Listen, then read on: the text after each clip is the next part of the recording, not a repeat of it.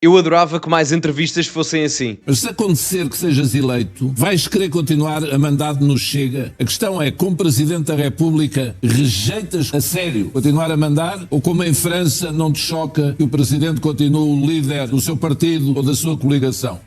O André Ventura diz que a sua candidatura é a única candidatura que ama Portugal. Mas, no entanto, andou a distribuir t-shirts made in Bangladesh em Miradela. Essas t-shirts que tem distribuído em matéria de campanha presidencial não deveriam ter sido encomendadas a uma empresa portuguesa?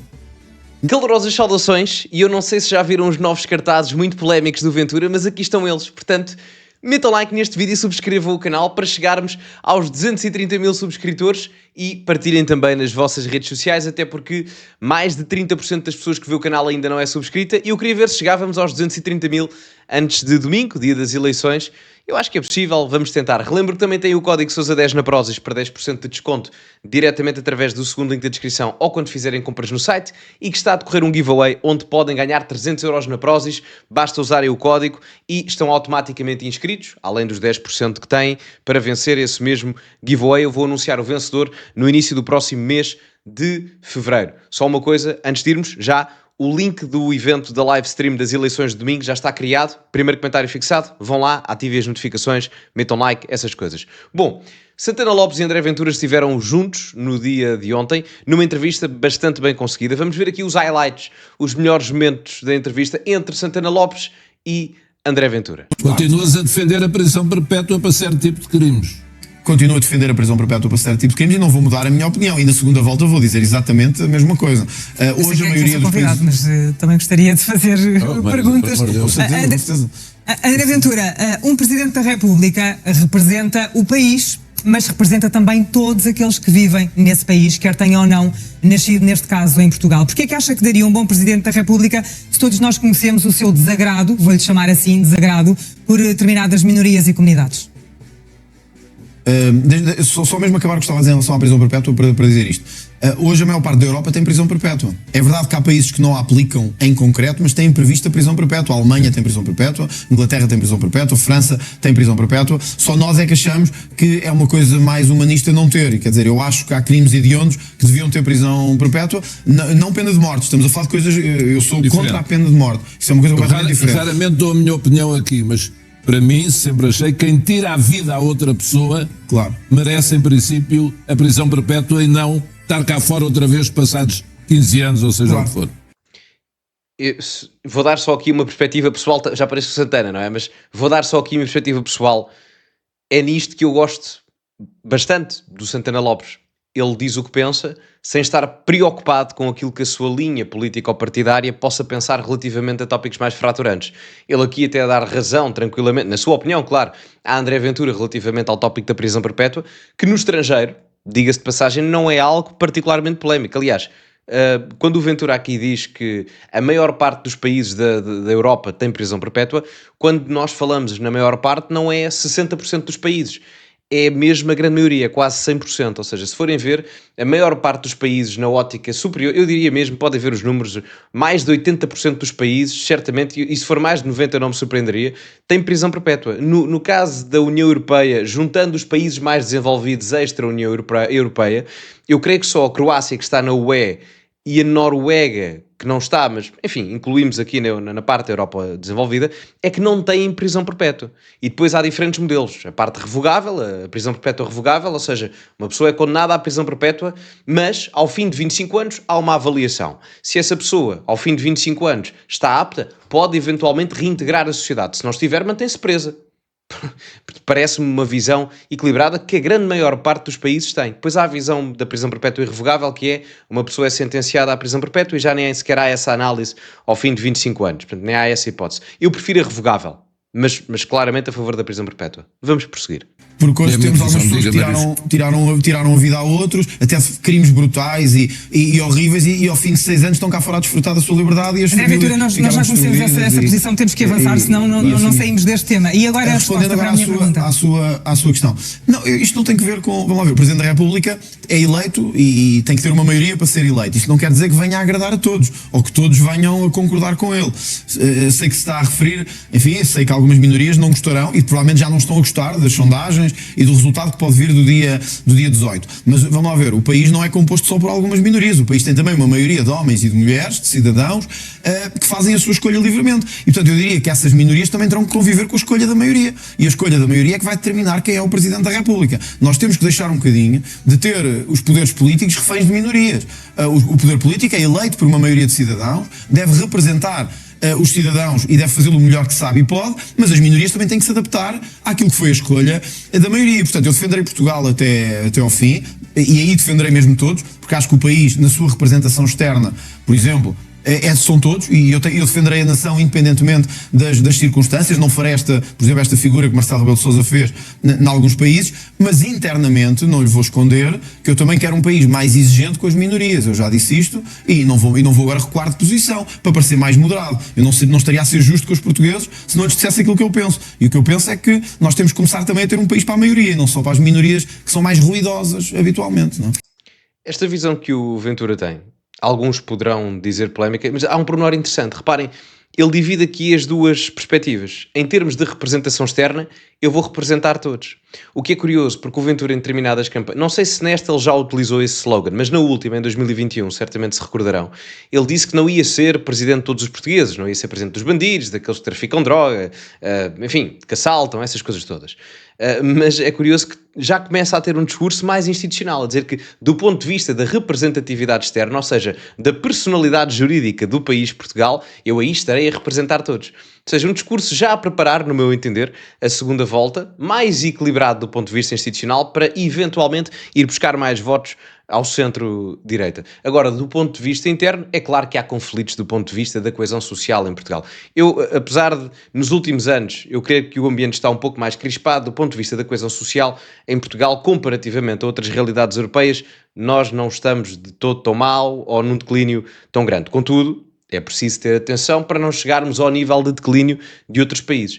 E esta visão, ou pelo menos a preocupação do discurso que o Ventura aqui tem, é preciso ser incluída. E eu não estou a dizer que tem que ser todas as ideias do Ventura no sentido da preocupação da ideia dele, não. Mas a preocupação ao qual ele se refere aqui nas tensões sociais que podem existir relativamente a questões de grupos minoritários, comunidades, etc., isso tem que ser tido em conta porque também é uma preocupação da maioria. Porque se não fosse, ele não tinha 24% como teve nas últimas eleições, ou 25% ou 26% como já teve em algumas sondagens.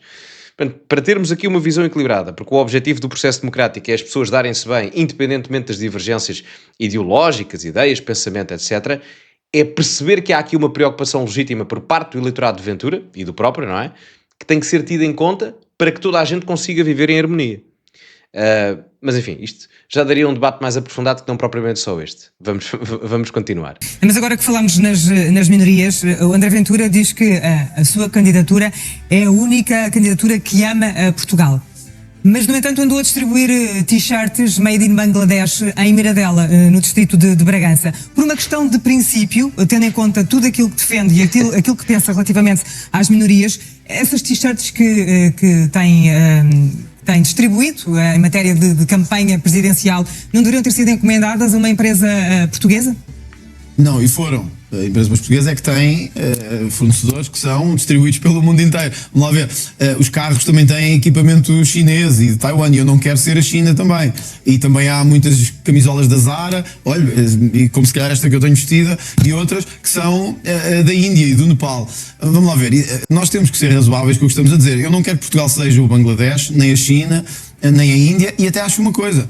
Isso é até a prova de que eles estão bem lá no Bangladesh a trabalhar em vez de estarem cá. Porque eu não quero um país cheio de imigrantes, muito menos de imigrantes que não respeitam as nossas regras e ou não se revêem em muitos dos nossos valores. Acho que essa é uma diferença compreensível. Senão, eu também não quero que isto seja a China. E nós temos carros com equipamentos chineses, tecnologia militar com equipamentos chineses. Temos que ser razoáveis também, não é? Senão entramos em loucura mediática e nacional. Sabem que já continuo, mas isto é curioso porque quando se tenta encomendar merchandising, e eu, enfim, tenho algum conhecimento na área, é complicado porque a empresa, há muitos casos assim, ou seja, se alguém quiser produzir alguma coisa em termos de vestuário em Portugal, é fácil arranjar uma empresa portuguesa. Genuinamente é fácil, um fornecedor qualquer que seja português.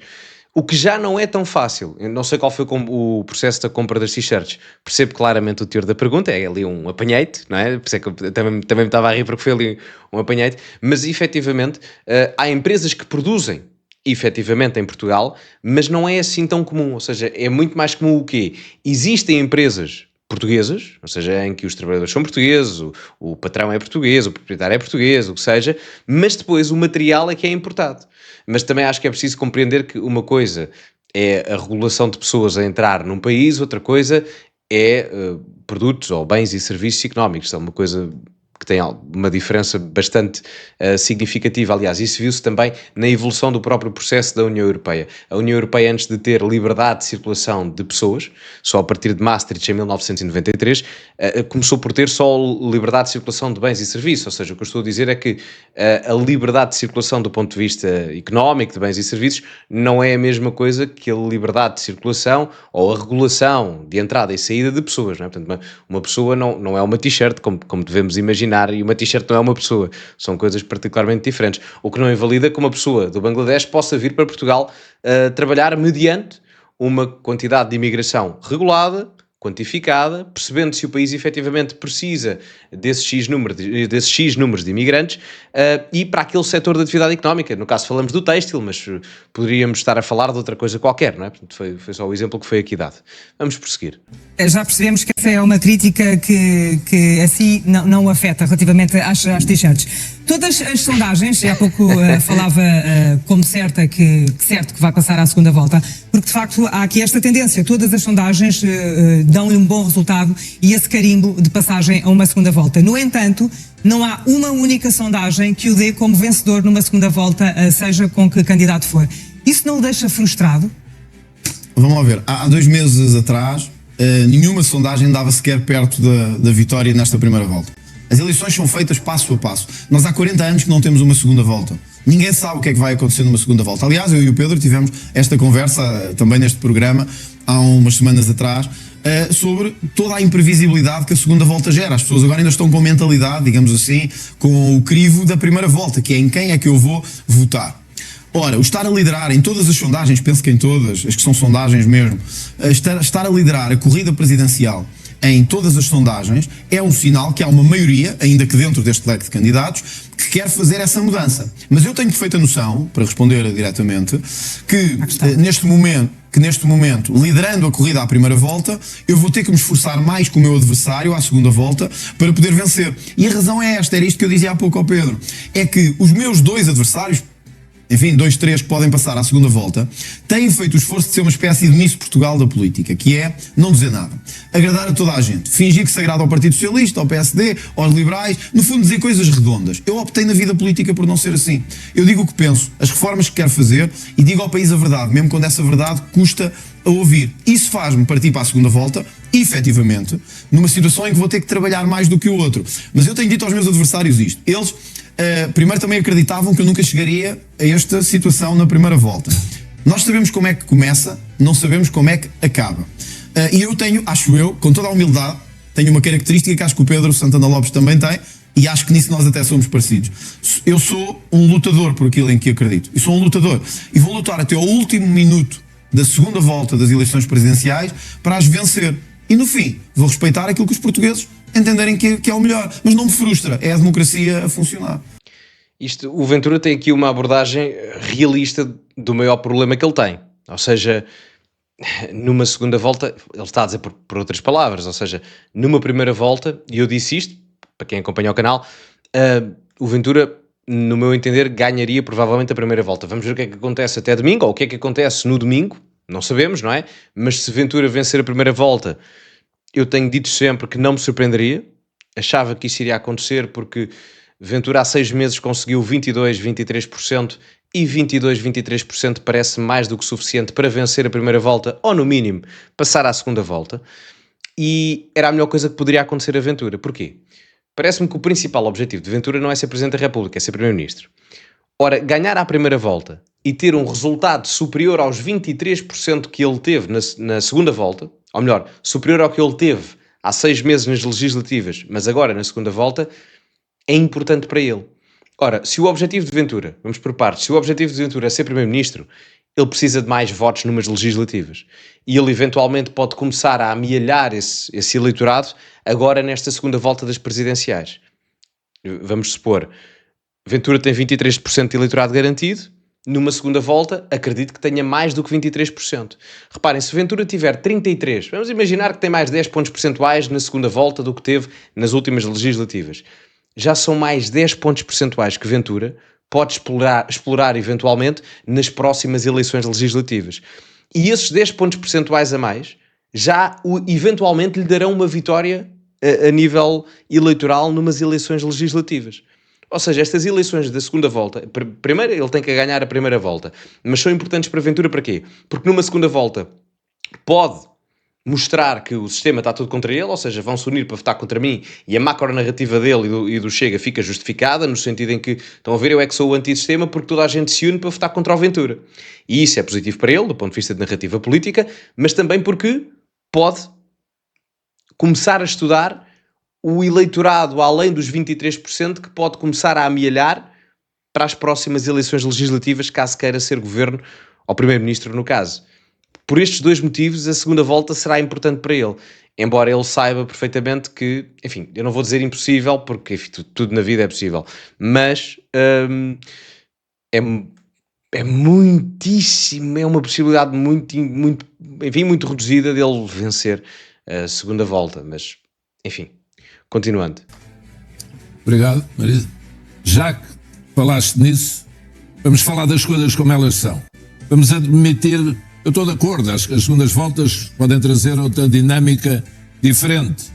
Mas se acontecer que sejas eleito, vais querer continuar a mandar no Chega? Eu não vou perguntar quem vai ser o líder do Chega nesse caso, porque tem que ser uma convenção ou congresso a escolher. A questão é, como Presidente da República, rejeitas a sério continuar a mandar? Ou como em França não te choca que o Presidente continue o líder do seu partido ou da sua coligação? Bom, chocar não me choca, mas eu já o disse e eu gosto de ser coerente com as coisas que defendo. Eu já o disse que se for eleito Presidente da República haverá um processo de sucessão no partido, que é razoável, visto que os poderes em Portugal, o sistema português é diferente do sistema francês. Exatamente. No sistema francês o Presidente tem um papel, digamos, de gestão direta do sistema, apesar de ele não ser totalmente presidencialista, é um sistema de participação direta até na influência partidária. O nosso sistema é um sistema diferente. E eu acho que a resposta aqui é dada em dois termos. Eu acho que, sendo eleito Presidente da República, deve ser aberto um processo de sucessão no Chega, de que eu não me vou meter quem é que deve ser. O partido hoje tem dezenas de milhares de militantes, que escolherão, tem dezenas de deputados na Assembleia da República, nos órgãos distritais, escolherá certamente o melhor e escolherá um líder ou uma líder melhor do que eu, é assim que eu espero. Mas eu não quero ser um Presidente da República como estes presidentes têm sido até agora. Eu penso que a frase era do Mário Soares, penso eu, que dizia que depois de ser eleito meteu o socialismo na gaveta. Eu não vou pôr o reformismo do Chega na gaveta. Isso eu não vou. E quem quiser isso, não vota em mim. É claro. Quem achar que eu, se me tornar Presidente, tornar-me uma figura simbólica, de corta-fitas, e que deixarei tudo aquilo que disse à frente do Chega e as reformas que eu defendo para trás, não. Eu vou procurar. Eu quero que isto fique claro para o país e quero dizê-lo antes do dia eleitoral, que é para as pessoas saberem o que é que estão a votar. Eu quero que as reformas que defendo para o país, na economia, na saúde, na justiça, etc., quero conseguir implementá-las a partir da Presidência da República. Sabem o que é mais curioso? É que o Chega, apesar de ser muito centrado em Ventura e haver uma grande dependência do Chega em Ventura, e isso viu-se também nos atos eleitorais, ou seja, nas eleições a que o Chega concorreu, onde não houve Ventura, ainda não se conseguiu, eleições nacionais, nas autárquicas a realidade municipal é diferente, onde o Chega até em alguns municípios conseguiu bons resultados, mas nas eleições nacionais ou regionais, o Chega não conseguiu, candidatando sem Ventura, ter um resultado próximo ao Ventura. E o que levanta a dúvida, como é que ficará o Chega sem Ventura? Provavelmente passará muitas dificuldades. A vantagem é que mesmo, isto é o lado mau, não é? Pois o lado menos mau ou o lado positivo, como quiserem colocar, sejam mais afetos a Ventura ou menos afetos a Ventura, isso depois depende de quem gosta mais ou quem gosta menos, mas o lado mais positivo ou menos prejudicial é que nos últimos anos, e tendo em conta o crescimento que Ventura conseguiu dar ao Chega, algumas figuras emergiram que conseguiam eventualmente remediar um bocado um problema da saída de Ventura, caso Ventura fosse presidente. As figuras mais mediáticas, Rita Matias, Pedro Frazão, Pedro Pinto, Bruno Nunes, enfim, diria estes que aparecem mais mediaticamente, mais tempo televisivo, mais aparecimento no Parlamento, ou seja, poderiam eventualmente atenuar um pouco, mas nunca seria Ventura. Eu recordo, por exemplo, o Chega em eleições regionais na Madeira dos Açores nunca passou dos 9-10%, nas europeias teve 9-10%, ou seja, há aqui uma tendência para que o eleitorado Chega não seja o eleitorado Ventura, se me faço entender. E isso pode, obviamente, limitar a continuação de crescimento do partido. Vamos continuar. E eu quero que isso fique claro. Portanto, isto é uma mudança no sistema político. Eu não estou a negar isto. É uma mudança. Como é que vais coabitar com o primeiro-ministro Luís Montenegro, por exemplo? Mas, Pedro, terei que coabitar, porque os portugueses escolheram o Luís Montenegro, eu discordo, mas escolheram-no ele, não me escolheram a mim, escolheram-no ele. Eu terei que coabitar com o primeiro-ministro Luís Montenegro. Eu não vou lançar o país numa crise política, porque eu me dou pior ou melhor com o primeiro-ministro. Aliás, tu passaste por experiência própria o que é lançar o país sem razão nenhuma e sem motivo nenhum numa crise política. Ninguém ganhou com isso. Aliás, perdemos e muito com isso e com o que aconteceu depois. Eu não quero fazer isso. E acho que ninguém que vota em mim, no Chega, quer que eu chegue ao Palácio de Belém e comece a criar crises políticas. Uma coisa é isso. Outra é conseguir uma transformação dinâmica do sistema, digamos assim, que é um presidente. Eu usei a palavra condutor porque eu gostava que o Presidente da República fosse ao mesmo tempo uma espécie de condutor do país, na saúde, na economia, nas relações externas, e acho que tem legitimidade para isso. Quer dizer, por isso é que nós elegemos um Presidente com mais de 50% dos votos, que é para ter legitimidade. O Primeiro-Ministro, se não me engano, teve 29 ou 30, eu tive 23, o PS teve 22 ou 23 também. Quer dizer, temos todos menos legitimidade do que tem o Presidente da República. É esta mudança no sistema, digamos assim, não é de presidencialismo, mas é em que o Presidente tenha um papel na condução do país que eu quero levar a cabo. E quem não quiser isto, quem quiser um Presidente com o estilo Marcelo Rebelo de Sousa ou com o estilo Mário Soares, não vota em mim, francamente não vota em mim, porque não é isso que eu vou ser e eu não gosto de enganar os eleitores. E termina aqui. Olha, eu sou sincero, isto é só os highlights dos melhores momentos. Eu vi a entrevista toda, eu gostei da entrevista. Foi uma entrevista boa, no sentido em que o Santana Lopes e o Ventura, eles simpatizam bastante um com o outro. Por, enfim, diferentes razões. Na altura em que o Santana Lopes se candidatou, já há uns bons anos, à liderança, ainda o Ventura estava no PSD, foi na eleição onde o Rui Rio ganhou, portanto foi quando o Passos saiu, foi em 2017. Na altura, o Ventura apoiou o Santana Lopes.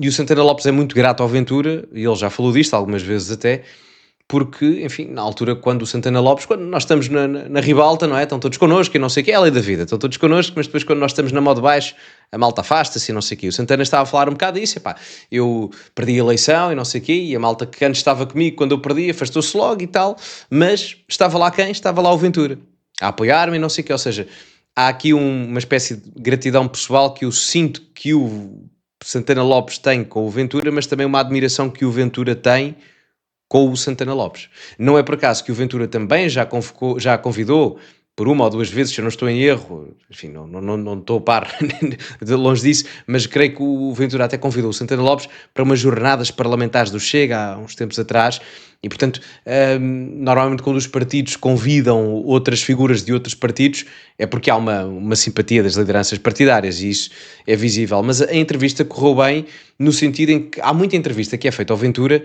que às vezes é feita só para constantes interrupções ou para apanhei-te propositadamente. Houve aqui alguns momentos em que a jornalista fez perguntas, mas foram boas, era um apanhei-te, mas tinha sentido, não era provocatória do ponto de vista pessoal, foi unicamente e exclusivamente do ponto de vista ideológico, político, ou seja, tu defendes imigração mais restrita e há a questão polémica do Bangladesh, mas depois tens t-shirts do Bangladesh, ou seja, até tem alguma piada, e a jornalista tem que ter essa postura um bocadinho mais incisiva, digamos assim, e foi uma boa entrevista do ponto de vista geral, no meu entender, principalmente pela dinâmica de simpatia e cordialidade que existe entre o Ventura e o Santana Lopes, que é raro ver, e até pela boa postura da jornalista, que mesmo tendo que ser um pouco mais incisiva, não gerou aqui momentos que as pessoas possam dizer não sei o que mais, que eu acho que até depois só acaba por beneficiar o Ventura, esses momentos televisivos mais ferozes contra ele. Eu acho que o que acaba por, não é prejudicar, mas que não dá tanto benefício ao Ventura, é fazer entrevistas boas, ou seja,